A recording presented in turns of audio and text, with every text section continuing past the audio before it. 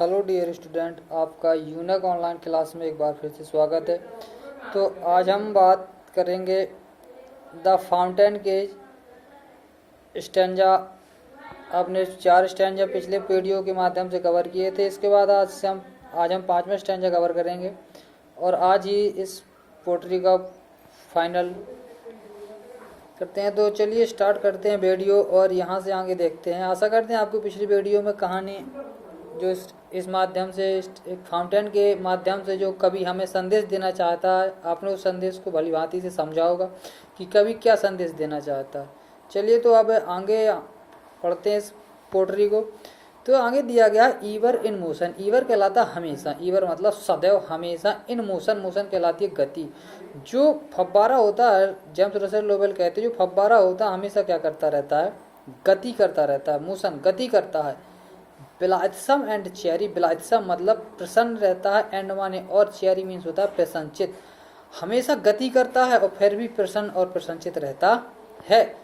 Still climbing हीवनवार्ड, still फिर भी, है ना, स्टिल फिर भी, क्लाइंबिंग चढ़ता रहता है, हीवनवार्ड माने कहाँ की तरफ? हीवन कहलाता है स्वर्गवार्ड माने की ओर, और हमेशा स्वर्ग की ओर गति करता रहता है। अर्थात कहने का मतलब है, लेखक का तात्पर्य है कि हमेशा ऊपर की तरफ गति करता है या हमेशा ऊपर बढ़ने की कोशिश करता रहता है। नेवर ए वेरी, और कभी थकता नहीं है। नेवर कभी नहीं, ए वेरी मीन्स थकता है, और कभी थकान महसूस नहीं करता।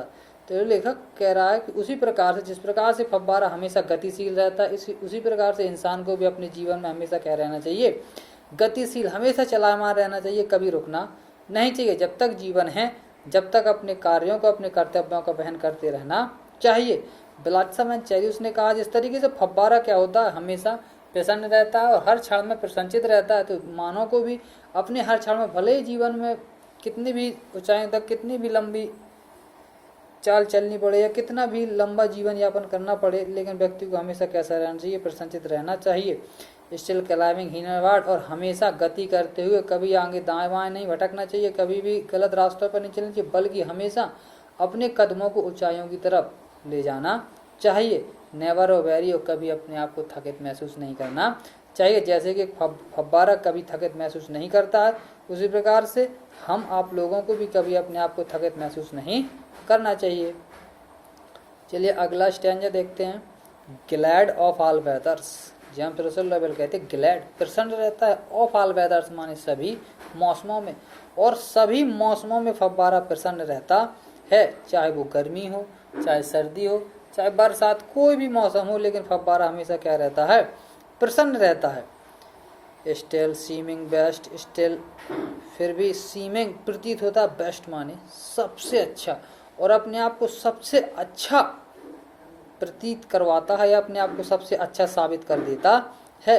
कोई भी मौसम हो, फिर हर मौसम में वो अपने आप को सबसे अच्छा साबित कर देता है, प्रतीत करवा देता है। अपवार्ड और downward motion the rest, upward ऊपर की तरफ बढ़ता है और डाउनवार्ड, और फिर कहाँ आता है? नीचे की तरफ आता है। ऊपर की तरफ बढ़ता है फव्वारा और फिर ऊपर जाकर के फिर अथवा डाउनवार्ड नीचे की तरफ आता है। मोशन दी रेस्ट, लेखक कहता है मोशन माने गति ही, दी माने तेरा, THY होता है, दी मीन्स होता है तेरा, रेस्ट माने क्या है? आराम। हे फव्वारे, गति ही तेरा क्या है? आराम है। तो ये तो हो गया इसका शाब्दिक अर्थ। अब इसके वास्तविक अर्थ को देखते हैं। ग्लैड ऑफ ऑल वेदर्स, जिस तरीके से लेखक कहता है फव्वारा सारे मौसमों में क्या होता है? प्रसन्न रहता है। ग्लैड प्रसन्न रहता है, ऑफ ऑल वेदर माने सभी मौसमों में। जिस प्रकार से फव्वारा सभी मौसमों में क्या रहता है? प्रसन्न रहता है, वैसे इंसान को भी हर परिस्थिति में अपने आप को प्रसन्न रखना चाहिए। चाहे वो जैसी परिस्थिति हो, चाहे कठिनाई हो, चाहे अधिक से अधिक व्यक्ति परेशान हो, लेकिन फिर भी कभी अपने चेहरे की खुशी को खो देना नहीं चाहिए। हमेशा अपने चेहरे पर खुशी बरकरार रखनी चाहिए। स्टिल सीमिंग बेस्ट, आप कितने भी कष्ट में हो, लेकिन सामने वाले को हमेशा अपने आप को अच्छा ही महसूस करवाना चाहिए। जिस तरीके से एक फव्वारा महसूस करवाता है, वैसे भी तुम्हें भी, लेखक कह रहा है कि हमें भी या हम सभी को अपने आप को सबसे अच्छा महसूस करवाना चाहिए। सामने वाले को यही लगे कि हम सबसे अच्छे हैं। अपवार्ड और डाउनवार्ड, ऊपर उठता है और फिर नीचे गिरता है। तो इस प्रकार से हमें भी कई बार प्रयास करने पड़ते हैं, कई बार हम प्रयास करते हैं और कई बार असफल भी हो जाते हैं, तो हमें अपने प्रयासों को रोकना नहीं है, बल्कि हमेशा प्रयासों को करते रहना है। आप उठेंगे और गिरेंगे। जिस तरीके से फव्वारा उठता है और फिर गिरता है, उसी प्रकार से आप भी लेकर कहता उठेंगे और फिर गिरेंगे। मोशन दी रेस्ट, ऐसा नहीं कि गिरने के बाद आप क्या हो जाएं, आराम करने लगे। मोशन दी रेस्ट, जिस तरीके से फव्वारे का लेखक कहता मोशन, गति ही फव्वारे का क्या होता है, आराम। गति ही फव्वारे का आराम होता है। उसी प्रकार से इंसान को भी गति करते हुए अपने आप को रिलैक्स कर लेना चाहिए। रुकना नहीं चाहिए तब तक कि उसे अपनी मंजिल ना मिल जाए। अगला स्टैंजा देखते हैं। Full of in nature. Full मतलब भरा हुआ रहता है, ऑफ इन नेचर माने प्रकृति से।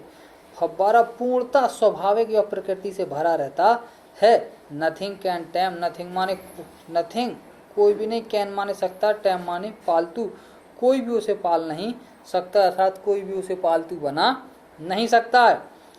चेंज एवरी मोमेंट, हर क्षण बदलता है। चेंज बदलता है, एवरी मोमेंट माने हर क्षण, एवरी माने हर, प्रत्येक मोमेंट मीन्स क्षण, हर क्षण बदलता है। ईवर द सेम, ईवर हमेशा, द सेम माने क्या रहता है, समान रहता है। फव्वारा हर क्षण बदलता है कहता है, लेकिन फिर भी जब हम देखते हैं तो क्या होता है, हमें एक समान ही दिखाई देता है।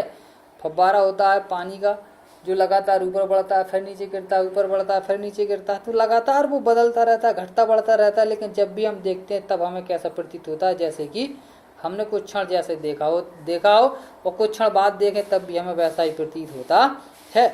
तो वही है कि फुल ऑफ नेचर, हमें एकदम प्राकृतिक स्वभाव होना चाहिए। नथिंग कैन टैम, किसी के पालतू हमें नहीं बनना है, किसी का हमें दास नहीं होना है, किसी के दूसरे पर हमें डिपेंडेंट नहीं होना है, सेल्फ डिपेंड रहना है। चेंज एवरी मोमेंट, हर क्षण आप भले ही बदलते रहें, हर क्षण आपके विचार बदलें तो क्या बदलें, आपके विचार, आपकी अवधारणाएं बदलती रहें। ईवर द सेम, लेकिन फिर भी जब आप किसी से मिलें तो आप उसी तरीके से बिल्कुल सामान्य स्वभाव से ही मिलें, हमेशा सामान्य रहें, जैसे कि कौन होता है, एक फव्वारा होता है।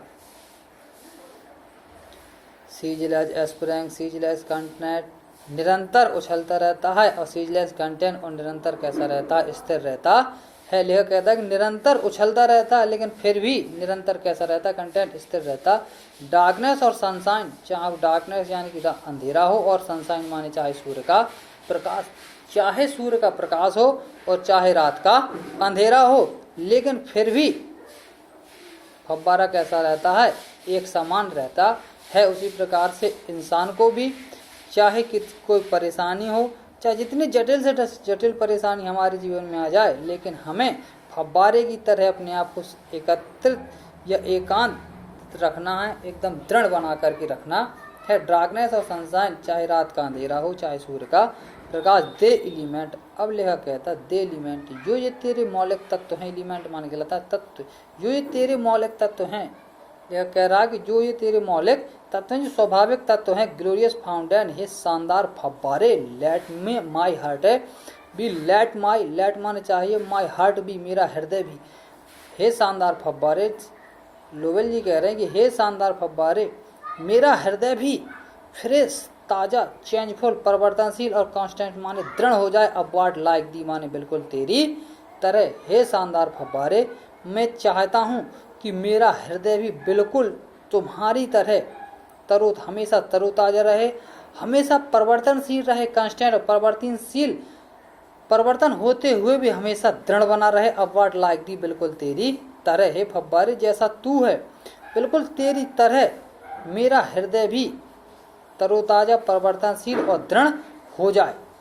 तो इस पोट्री के माध्यम से जेम्स रसेल लोवेल ने फाउंटेन यानी फव्वारे को उदाहरण देकर के अपने वास्तविक जीवन को संभालने का एक मैसेज दिया है। आपको बताया है कि हमें अपने जीवन को किस तरीके से संभाल करके रखना है, और हमें अपने जीवन में किस तरीके से कई कठिनाइयाँ, कई परेशानियाँ आती रहेंगी, लेकिन हमें अपने जीवन में कई उतार चढ़ाव आएंगे, लेकिन हमें कभी भी अपनी दृढ़ता को खोना नहीं है।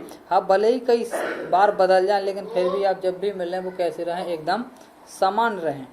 तो इस तरीके से ये आपकी पहली पोट्री क्रोच की द फाउंटेन, जिसके लेखक जेम्स रसेल लोवेल हैं, इस तरीके से कंप्लीट की। आशा करते हैं आप सभी छात्रों को इसका अच्छी तरीके से एक्सप्लेनेशन समझ में आया होगा, और आशा करते हैं आपके जीवन में इस संदेश को, इस जेम्स रसेल लोवेल के कहे कथन को आप अपने जीवन में उतारेंगे और अपने आप को ऊंचाइयों तक लेकर के जाएंगे। तो ये पोयम आपने क्लियर की। इसके बाद आप इसकी कंप्रहेंशन करेंगे। तो जो इम्पोर्टेंट कंप्रहेंशन है इस पार्ट में हम वही करेंगे। तो चलिए कंप्रहेंशन देखते हैं अब। चलिए तो कंप्रहेंशन नंबर फर्स्ट देखते हैं। एक इनटू द मूनलाइट से लेकर के डॉट डॉट डॉट दिया गया है बिलो।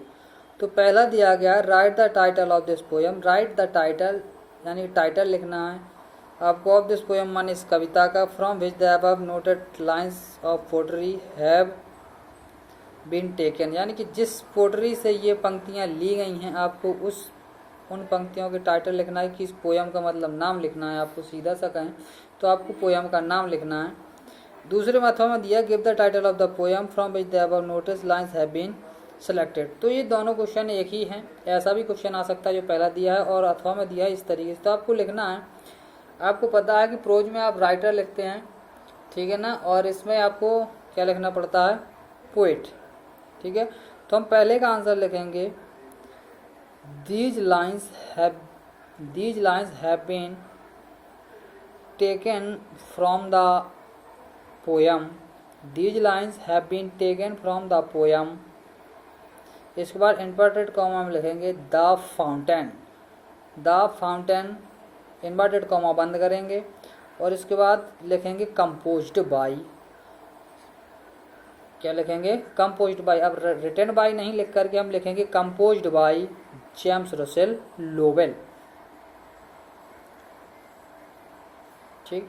दूसरा क्वेश्चन है point out the rhyming word in the stanza. ये आपको बन जाएगा point out the rhyming word in the stanza. आपको इनटू द मूनलाइट से लेकर के बिलो तक आपको राइमिंग वर्ड कहलाते हैं ध्वनि सूचक शब्द जिनको बोलने में समानता हो, यानी कि जिन्हें बोलने में एक समानता रहे, ठीक है, तो उन्हें कहा जाता है राइमिंग वर्ड। तो आपको यहाँ से यहाँ तक जितने भी राइमिंग वर्ड हो आपको लिख करके अपडेट करना है। तीसरा क्वेश्चन दिया गया what kind of movement does the word webbing suggest, ठीक है। तो व्हाट काइंड ऑफ मूवमेंट किस प्रकार की गति करता है जो वर्ड जो दिया गया वेबिंग लहराना, सजेस्ट, तो आपको बताना है कि फव्वारा किस प्रकार की गति करता है, ठीक है। तो आपको बताया था लाइक ए फ्लावर, याद होगा आप लोगों को, लाइक ए फ्लावर। तो आपको अपने जवाब में लिखना है अपनी तरीके से। What colour is the fountain in the moonlight. अगला क्वेश्चन दिया गया व्हाट कलर, क्या रंग हो जाता है इन द फाउंटेन माने फव्वारे का, इन द मूनलाइट माने चंद्रमा के प्रकाश में। चंद्रमा के प्रकाश में फव्वारे का कलर कैसा हो जाता है, तो आपने पढ़ा होगा व्हाइटर देन स्नो, बर्फ से भी ज़्यादा सफ़ेद। अगला दिया गया what happen when the winds blow. What happen क्या घटित होगा व्हेन द विंड्स ब्लो, जब हवा बहती है। जब हवा बहती है तो क्या होता है, तो आपको बताना कि जब हवा बहती है तो फव्वारा क्या करता है, हिलता है, टूट जाता है या कहीं दौड़ के चला जाता है। जहाँ भी जो भी वो करता हो हवा के दौरान आपको बताना है, आपको पढ़ाया गया है। चलिए कंप्रहेंशन देखते हैं दूसरी, ईवर इन मोशन से एवेरी तक, ठीक है। ईवर इन मोशन से एवेरी तक जो आप आज हम जो स्टार्ट किया, आज आपने जो स्टैंजा स्टार्टिंग पहला ही स्टैंजा है आज का, तो वहाँ से देखते हैं। पहला दिया गया है write the title of this poem from which the above noted these lines of poetry have been taken. ये आपको बनाया जाएगा, है ना। This title has been taken from the poem the fountain composed by James Russell Lowell. चलिए दूसरा question देखते हैं। Each of the above 4 lines describe the particular quality of fountain, mention them. इन 4 पंक्तियों में फव्वारे के जिन गुणों का व्याख्यान किया गया है, जिन गुणों को बताया गया है, आपको मेंशन कहलाता है वर्णन। उनका आपको क्या करना है, वर्णन करना है कि किन किन गुणों का वर्णन किया गया। तो ईवर इन मोशन, पहला तो है कि हमेशा गति करता रहता है और फिर हमेशा प्रसन्नचित रहता है और लगातार आगे की तरफ बढ़ने का प्रयास करता है। चौथा नंबर वो कभी थकता नहीं है। तो आपको point by point number 1, number 2, number 3 और नंबर 4 आपको चारों अपने हिसाब से आंसर लिखने हैं। अगला है question what is the meaning of the word still. Still दिया गया, स्टिल का आपको मीनिंग्स बताना। स्टिल मीन्स क्या होता है, मैंने आपको पहले ही कहा था कि आपको मीनिंग्स वगैरह याद करनी है, तो आपको स्टिल बताना है कि आपने स्टिल का मतलब क्या होता है। Point out the rhyming word in the above noted lines. तो आपको इस पॉइंट राइमिंग वर्ड कहलाता है ध्वनि सूचक शब्दों को आपको लिखना है, ठीक है। जैसे कि इसमें जो भी शब्द दिए गए हों, जैसे ईवर दिया गया है, एवर का क्या होता है नेवर, EVER एवर है इसी में, और दूसरा है नेवर, ठीक है। चेरी CHERRY चेरी, इसी का अगला दिया गया है WEARY वेरी। ये दो ही आपके राइमिंग वर्ड है इस पैसेज में, सॉरी स्टैंजा में, तो आपको इन दोनों को क्लियर करना है। तो आज के लिए इतना ही। आज हम केवल दो ही कंप्रहेंशन करेंगे और आप लोग इन कंप्रहेंशन के क्वेश्चनों को अपने फेयर कॉपी में कंप्लीट करके फ़ोटो अपडेट कर दें। और अगर किसी को किसी भी क्वेश्चन में कोई डाउट हो तो ग्रुप के माध्यम से डिस्कस भी कर ले या पर्सनली कॉल करके डिस्कस कर सकते हैं। तो आज का वीडियो हम यहीं पर समाप्त करते हैं और आशा करते हैं आप लोग अच्छी तरीके से पढ़ाई करेंगे और पढ़ते रहेंगे।